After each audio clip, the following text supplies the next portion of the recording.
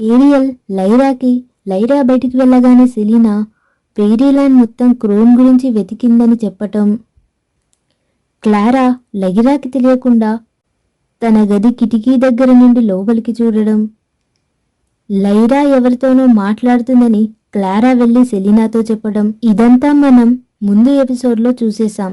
Lyra fresh అయ్యి dining table దగ్గరకు వచ్చి బ్రేక్ఫాస్ట్ చేస్తూ ఉంటుంది. ఇక అప్పుడే అక్కడికి క్లారా వస్తుంది. క్లారా వచ్చి కూర్చొని తను కూడా బ్రేక్ఫాస్ట్ చేస్తూ ఉంటుంది.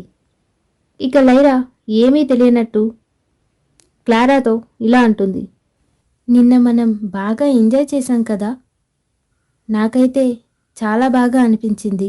నువ్వేమంటావు క్లారా? అవును లైరా అక్క, నాకు కూడా చాలా బాగా అనిపించింది. నాకు అక్కడ చూసిన కొలను, పువ్వులు, బాతులు, చందమామ ఇంకా నా కళ్ళ ముందే ఉన్నాయి. మనం మళ్ళీ వెళ్దామక్క అని అంటుంది. ఇక వాళ్ళు అలా మాట్లాడుతూ బ్రేక్ఫాస్ట్ కంప్లీట్ చేసి లైరా క్యారెట్స్ తీసుకొని అక్కడి నుండి వెళ్ళిపోతుంది.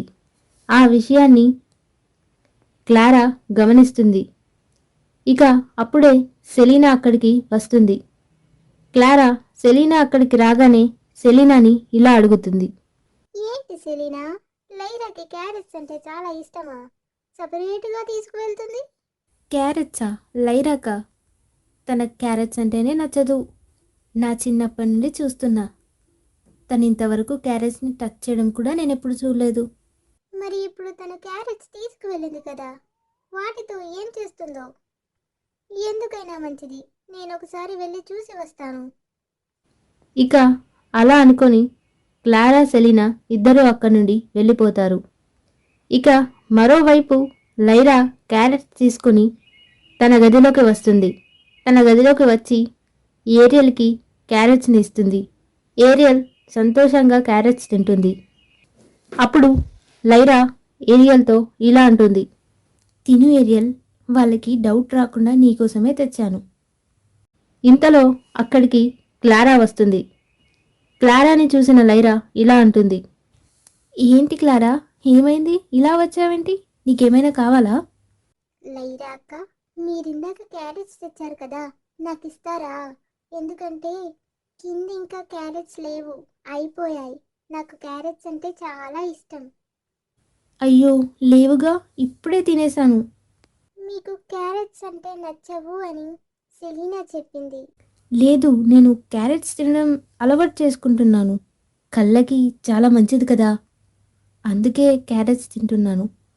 నీకు క్యారెట్స్ కావాలంటే మనం సాయంకాలం తోటకి వెళ్ళి తీసుకొచ్చుకుందాం, సరేనా?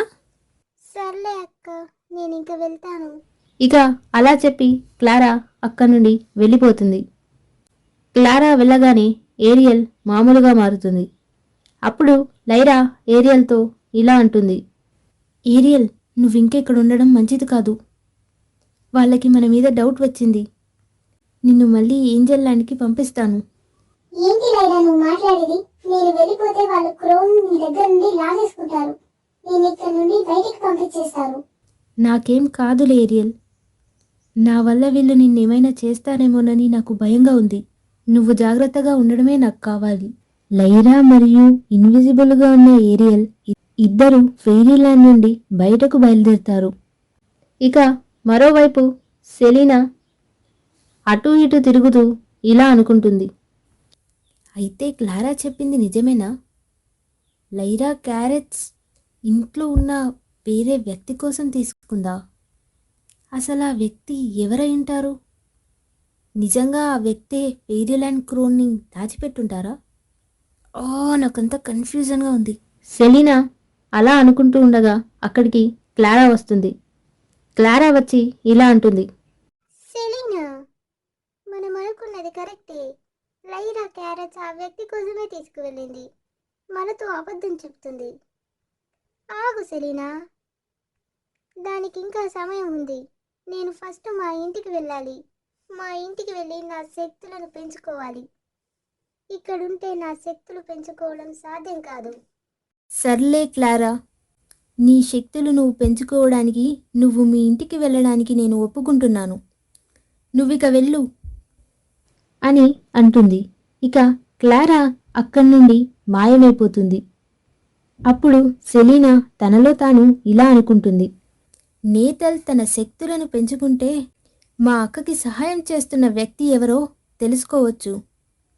ఆ వ్యక్తి ఎవరో తెలిస్తే ఆ వ్యక్తి దగ్గర నుండి నా ఫెయిరీలాండ్ క్రోని లాగేసుకుంటాను. ఇలా సెలీనా అనుకుంటూ ఉంటుంది. ఇక నేతల్ తన ఇంటికి వెళ్ళగానే మళ్ళీ తన పాత రూపంలోకి మారిపోతుంది. అప్పుడు నేతల్ ఇలా అంటుంది. ఆ, నా ఇంటికి వచ్చేసాను కాబట్టి నేను నా శక్తులను ఇప్పుడు ఇంకా పెంచుకుంటాను. ఆ లైరాకి సాయం చేస్తున్న వ్యక్తి ఎవరు?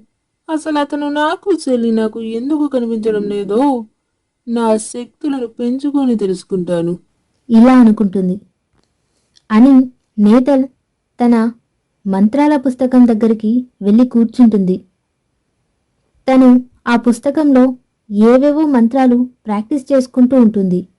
ప్రాక్టీస్ అయిపోగానే వెళ్ళి కింద కూర్చొని చేతులు నమస్కరించి ఆ మంత్రాలు చదువుతుంది. ఇక అప్పుడే నేతల్ మంత్రాల శక్తికి తనకి ఒక దృశ్యం కనిపిస్తుంది.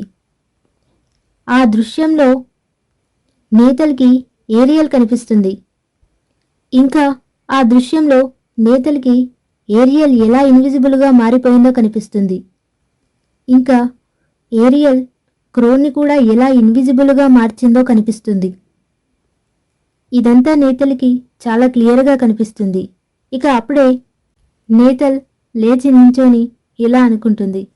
ఓ, ఈ కుందేలేనా లైరాకి సాయం చేసేది? కానీ ఈ కుందేలు ఇన్విజిబుల్గా మారిపోవడం ఏంటో? బహుశా ఇది మాయా కుందేలు కావచ్చు. ఇది ఇన్విజిబుల్గా మారి క్రోన్ని కూడా ఇన్విజిబుల్గా మార్చేసింది. అయితే ఈ విషయాన్ని వెంటనే సెలీనాతో చెప్పాలి. అలా అనుకొని నేతల్ మళ్ళీ క్లారా రూపంలోకి వస్తుంది. క్లారా రూపంలో ఉన్న నేతల్ సెలీనా దగ్గరకు బయలుదేరుతుంది.